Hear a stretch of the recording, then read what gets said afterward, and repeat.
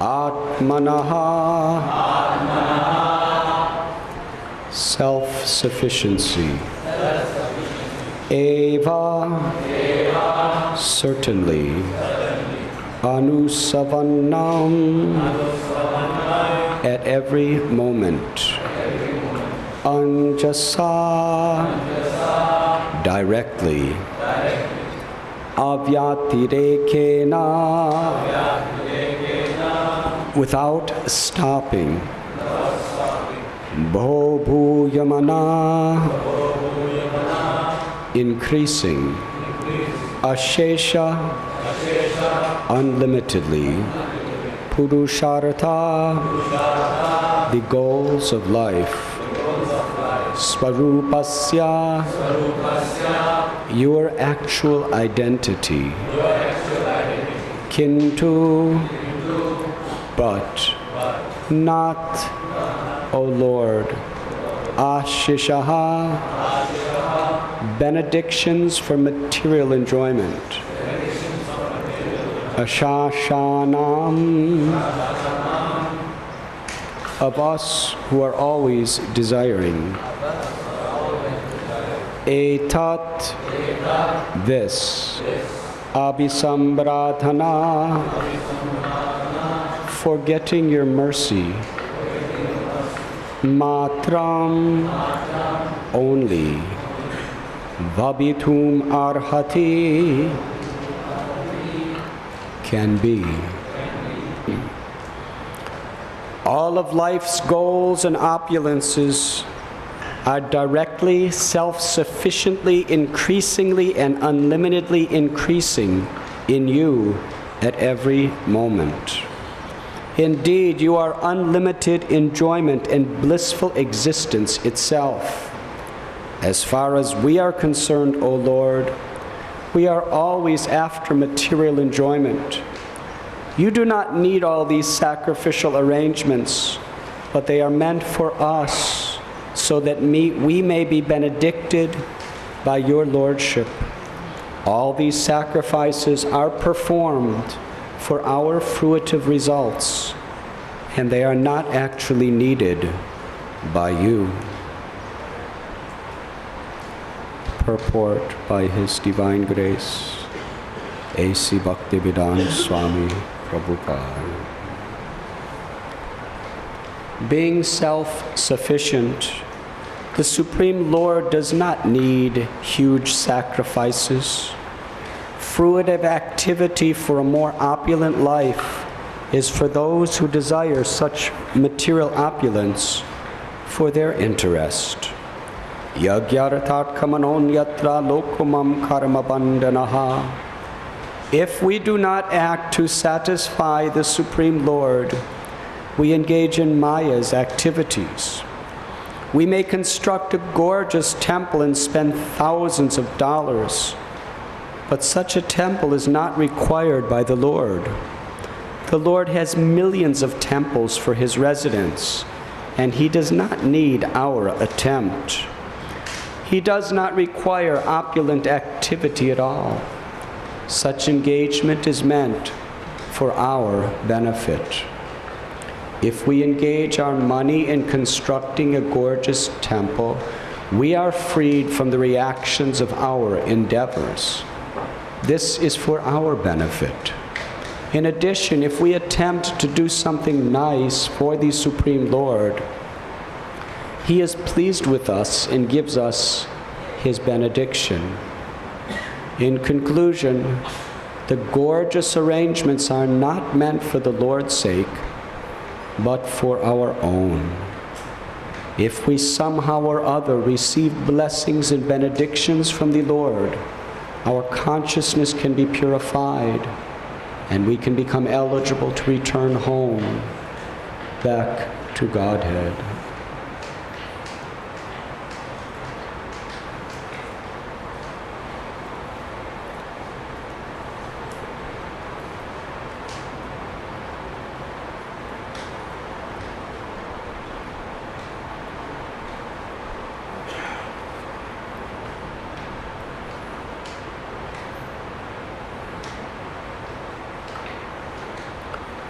Om. Life's goals and opulences are directly self-sufficiency, unceasingly and unlimitedly increasing in you at every moment.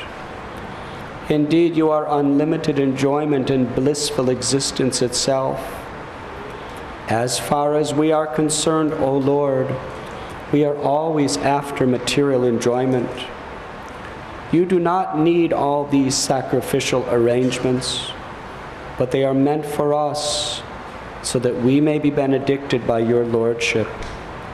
All these sacrifices are performed for our fruit of results, and they are not actually needed by you.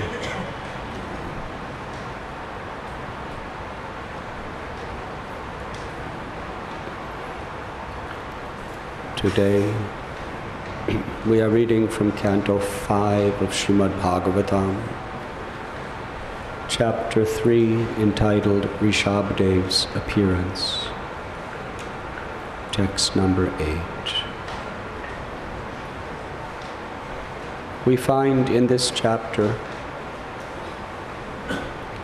Maharaj Nabi, son of Agnidra,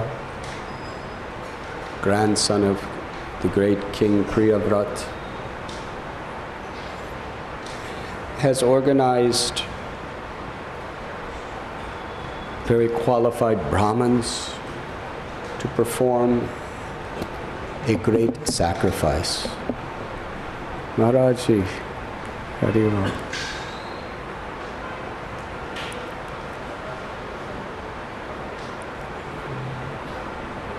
The King Nabi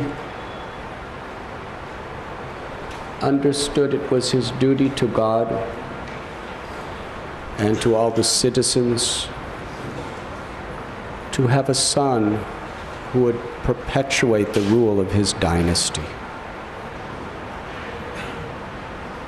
He was in a spirit of service. The king's duty, according to the Vedic principle, he is to represent God by nourishing, supporting, and protecting all the citizens, physically, emotionally, and spiritually.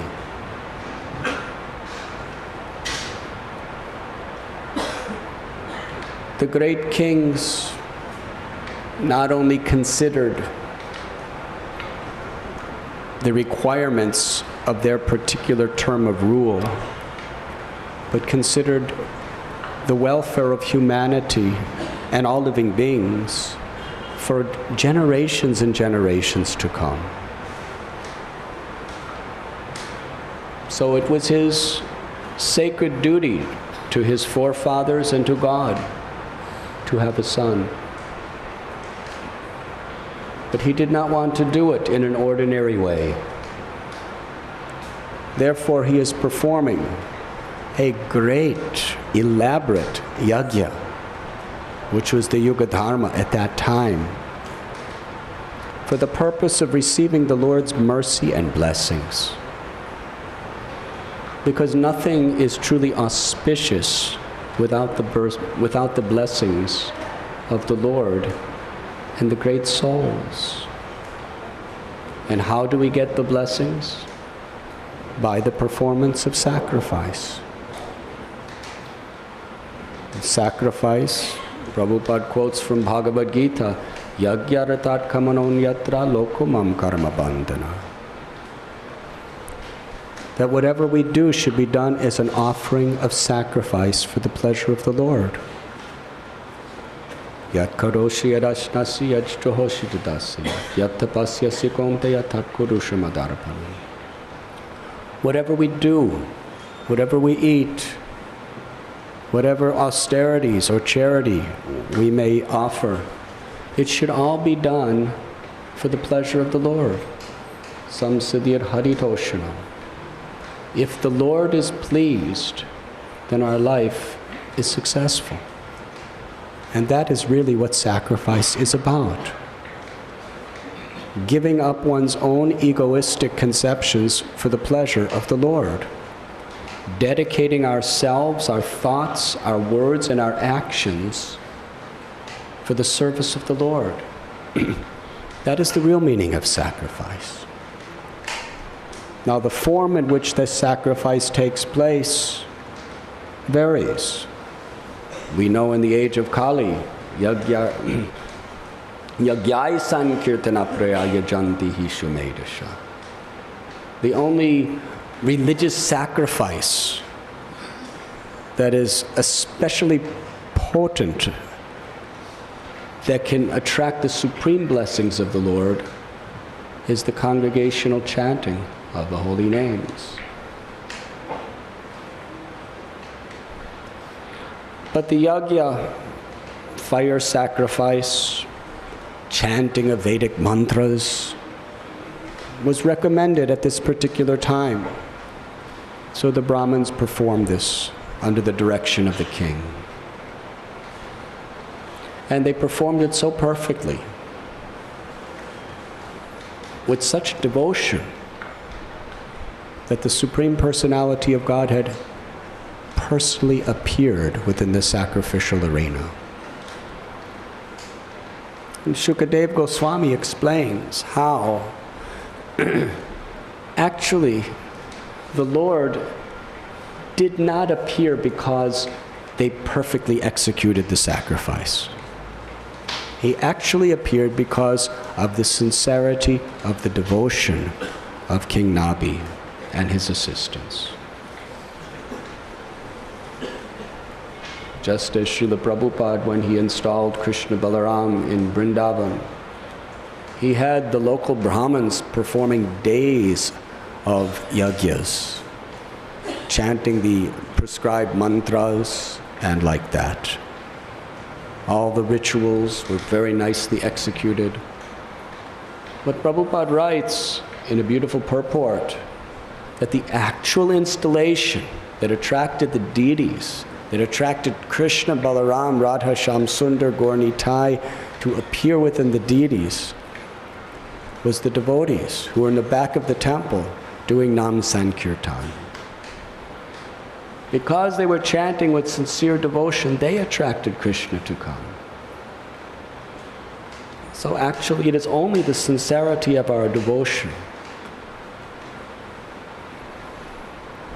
the genuineness of our intent to serve, that attracts Krishna. And the particular ritual is a form in which we express our intent to serve and to please the Lord. So when the Lord appeared, we find in these verses that the Brahmins who performed days of mantra and yajna and ritual, mantra, tantra, yantra, puja, mudra, they did all of that, expertly executed. But the Lord's mercy purified their hearts to such an extent that when they saw Lord Narayan, they were ashamed that we have approached you and performed all this yajna with a material desire.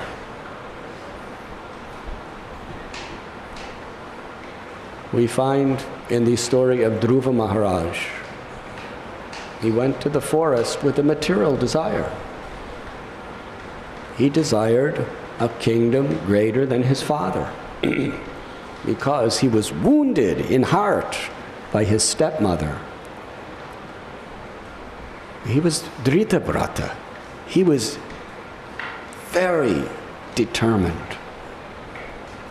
Such determination, nothing and no one could divert his attention from the goal he pursued. It is a great example. It is that type of determination that we must all aspire to live by if we really want to achieve the goal.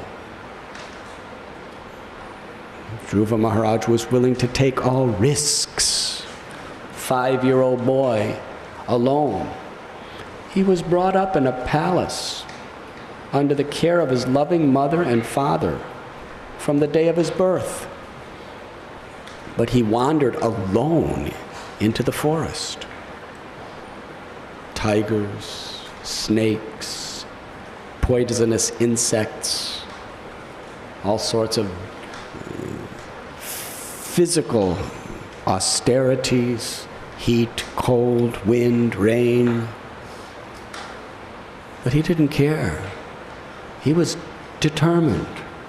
Vyabhashayatmaka budhir ekeha kudunandana bahushaka hinantascha budhaya vyabhashayana. Krishna tells in Gita, who is actually on the path of bhakti? Who is actually following the real principles of Bhagavad Gita? Not someone who sits home and says, work is worship. Not someone who just enjoys like anybody else in society and quotes a few verses every now and then, does a little puja and gives some donation. Krishna says those who are on this path, that means the path of the Gita, they are resolute in purpose. Their aim is one. The intelligence of those who are irresolute is many-branched. Such determination. Satatam kirtayanto mam yatantas chadritavrata. Krishna says, who is my devotee? That devotee of mine is one who is always chanting my names and endeavoring with great determination.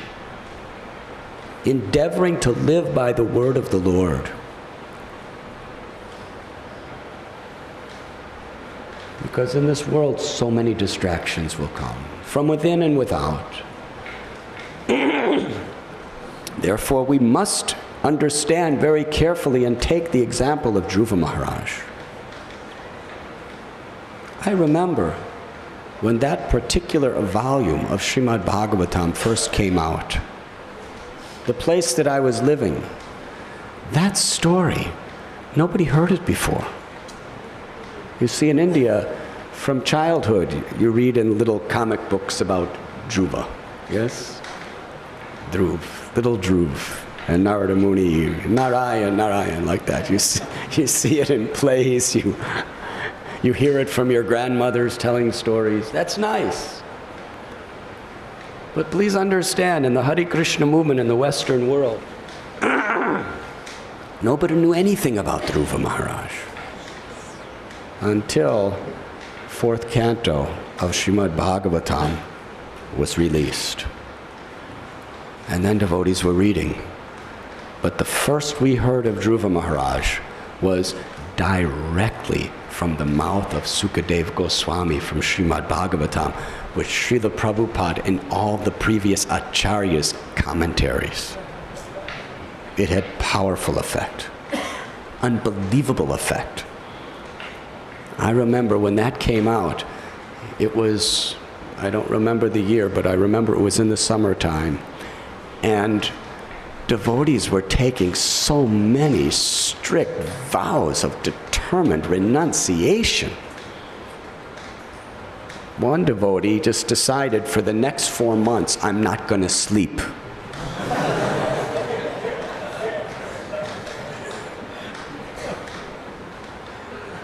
Because you have to be determined. Prabhupada just emphasized so much this determination of Dhruva and how it's so required to really make spiritual advancement. One time they asked Prabhupada, what if we don't have this determination? Prabhupada gave a very honest, open answer. Then you are animal. Hare Krishna. The difference between a human being and an animal is determination. Determination to discriminate what is right and what is wrong and do it. Not to just theoretically know it, but we have to do it. So there was one very senior devotee in the community I was living who actually decided not to sleep for 4 months. Chaturmasya. He actually did it. That means he wouldn't just lay down to go to sleep. He stayed up all night in the temple room and just walked around and chanted japa. And every now and then, when it was just too much, he would just kind of lay on the floor of the temple room for a few minutes, then get up and chant. He did that for 4 months. And other people, they read the story about Dhruva Maharaj. I'm not doing anything. I'm a total sense enjoyer. I'm nothing. I'm so wishy-washy and lukewarm. What is Dhruva Maharaj doing? Nothing could dissuade him. Devotees were taking vows not to eat sweets, to eat 1 meal a day. Devotees were just determined to chant their rounds in such a way. Devotees were doing extra service. Devotees were giving up so much. Eating, sleeping. Mating and defending didn't really exist in those days.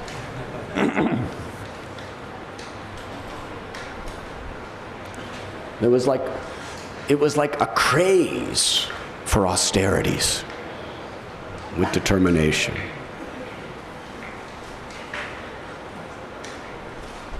That is how Prabhupada's purports affected us.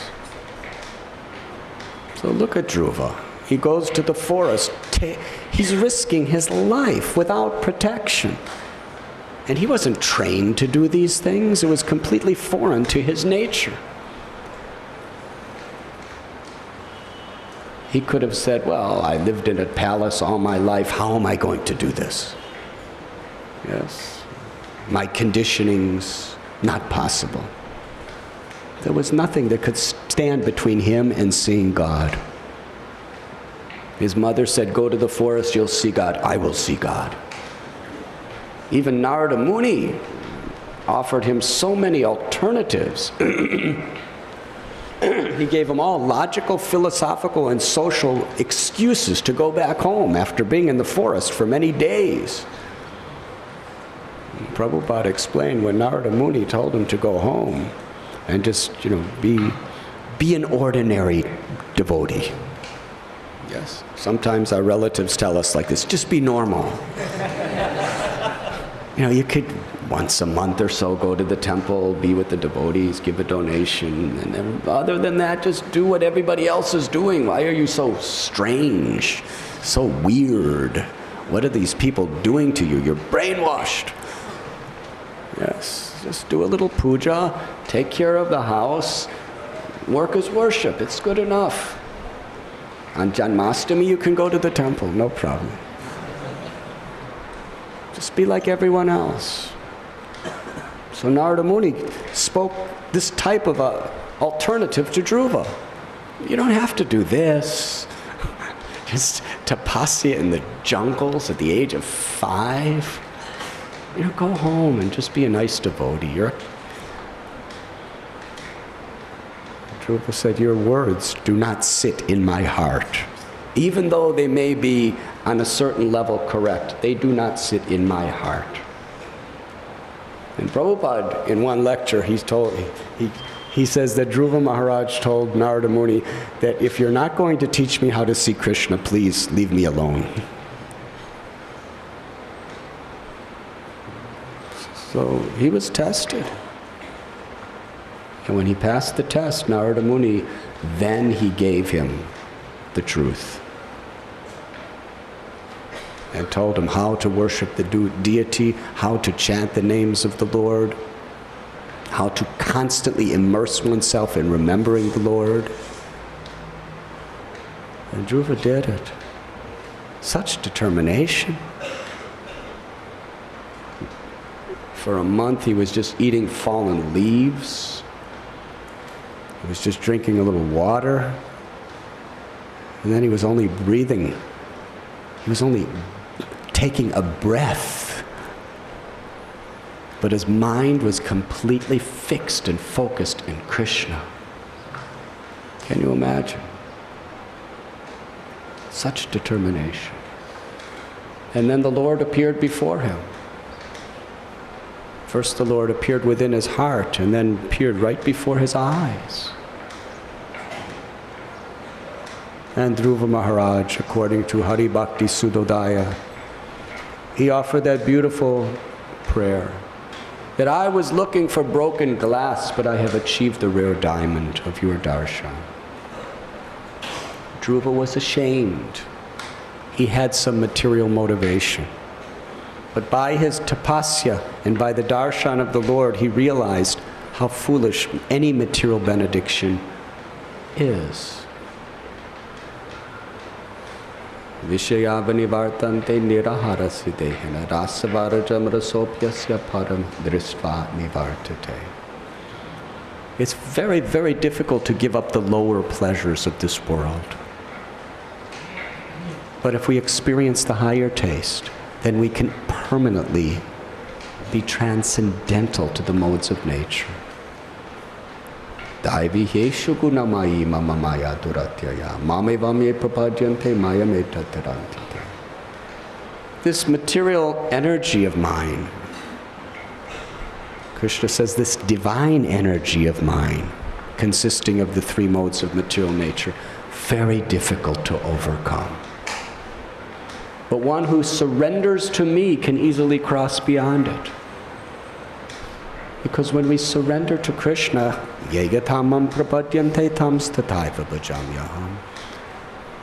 when we surrender to Krishna, Krishna reveals himself to us. The Brahmins here are explaining how Krishna, he is the source of all opulences, all strength, all knowledge, all wealth, all beauty, all fame, all renunciation. All these six opulences in full Krishna possesses eternally. Krishna tells in Gita, all the charming, wonderful things of this world that attracts our mind are all but a spark of my splendor. Whatever we're attracted to, it only has an attractive quality in this world because it is a perverted reflection of Krishna's energy.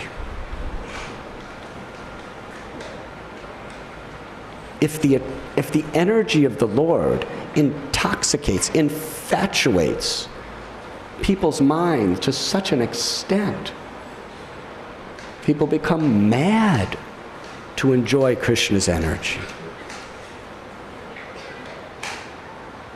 Just insignificant manifestations of that energy. Then what is the beauty, what is the glory of the Shaktiman?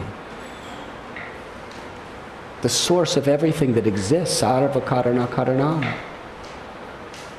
Krishna is all attracted. The Brahmins here explain that all of life's goals and opulences are directly self-sufficiency, unceasingly and unlimitedly increasing in you at every moment. Krishna has all opulences in full, and they are unceasingly increasing at every moment. And therefore the love of a devotee who surrenders to Krishna, that love is increasing at every moment. It is not stagnant and never will be so. So when Dhruva Maharaj saw the extraordinary beauty of Lord Narayan, Premanjana Churita Bhakti Vilochanena, because by the mercy of his Guru Maharaj, his eyes were anointed with the cosmetic of love. Therefore, he could see Krishna as he is. And then the kingdoms of this world had absolutely no charm, no attraction for him. Srila Prabhupada quotes Yamunacharya of Sri Rangam, how at one time he was a king and he was very attached to material enjoyment, especially sex life. It is Maithuna Agar. It is the most powerful knot that keeps us tied to material bondage. He was so attracted to this type of enjoyment. But he writes, "Since I have tasted the sweetness of serving you, my Lord, when I even think of such thoughts, my lips curl in distaste and I spit at the thought." That is the power of Krishna. We can understand, in truth, one who's actually experiencing God by how genuinely and consistently that person is detached from selfish, egoistic desires. This is the test. Speaking nice slokas and speaking nice philosophy is our duty to repeat the words of God. And that gives an indication. But one must live by the principles. Srila Prabhupada explained to us, a realized soul is not one who could perform mystic powers. Why?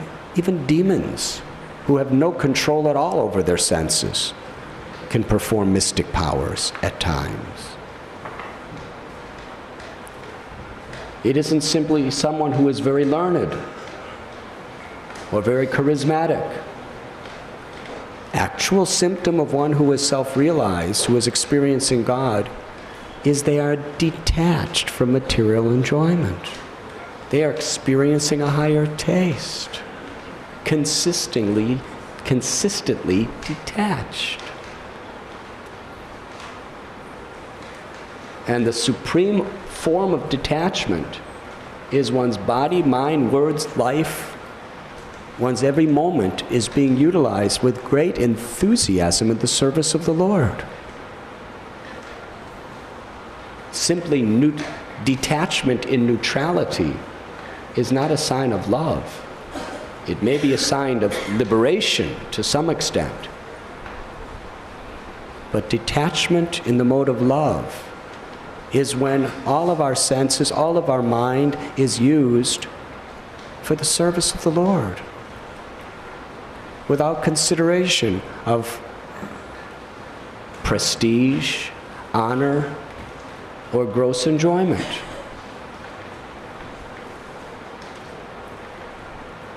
These Brahmins, they are seeing God directly, and they're feeling some shame, as our very exalted Shamananda Prabhu was explaining yesterday in his nice class. They were feeling ashamed. We were approaching you with some material motive. But you are so merciful, so kind that you have appeared before us. And obviously now, they only wanted loving service to the Lord. In today's verse, the Brahmins are extolling the glories of the Lord, that the Lord is self-sufficient. He's the proprietor of everything that exists. He does not need anything. The purpose of the sacrifice is not for you, it's actually for us. We need your benediction. That's why we're performing the yajna. They're offering oblations of ghee. Does Krishna need our ghee? Hare Krishna. Brahma Samhita explains that in Vrindavan there are unlimited Surabhi cows. Yes? Can you imagine the taste and the fragrance of the ghee of the Surabhi cows of Goloka? It's extraordinary nectar. What is Vrindavan? Swarup Damodara explained the opulence of Vrindavan, where the very dust is more valuable than all the most precious jewels within the universe.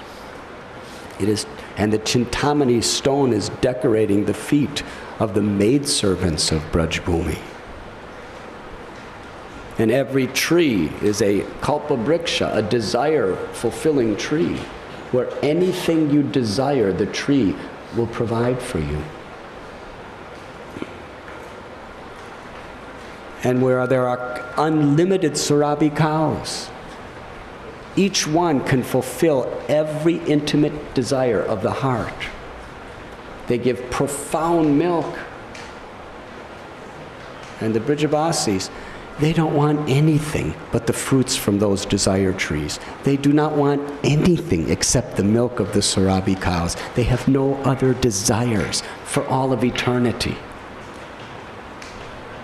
And such Surabhi cows are traveling, roaming from pasture to pasture to pasture, and there's unlimited, giving unlimited quantities of milk. Vrindavan is a place where all walking is dancing. All speaking is singing. All water is nectar. And Krishna's constant companion is his flute. And that flute, the essence of all nectar, is forever penetrating, enlivening